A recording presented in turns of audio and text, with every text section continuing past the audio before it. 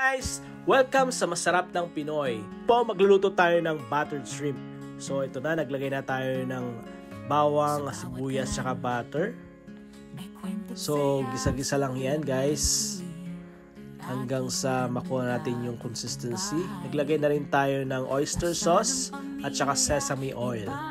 Tayo ng toyo para pampalasa, pampakulay, at halo-halo lang yan guys. So lagay pa tayo ng konting toyo at saka paminta.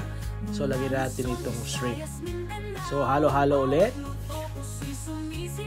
Halo-halo lang, tsaka takpan natin. Yun, luto na.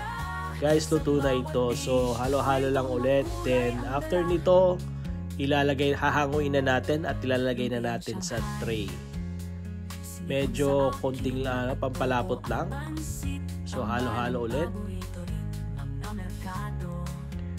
Halo-halo lang yan. Then yun, ilalagay na natin sa tray.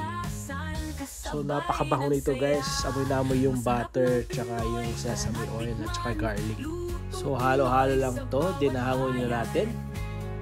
Eto na. Ito na yung finished product guys, ang buttered shrimp. So maraming salamat pala sa nag-order nito.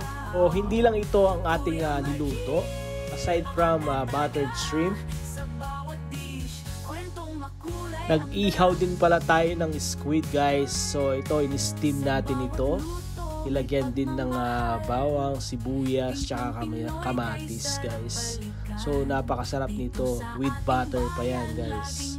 So yan yung finished product. Nagluto rin tayo ng fish fillet with sweet and sour. So yan yung finished product guys. So bali tatlo pala yung in-order ng customer ko. So maraming salamat sa order nito at maraming salamat sa nanood ng video na ito. Please do like and subscribe sa ating YouTube channel at paki-subscribe na rin ang ating like and subscribe sa ating Facebook. Maraming salamat!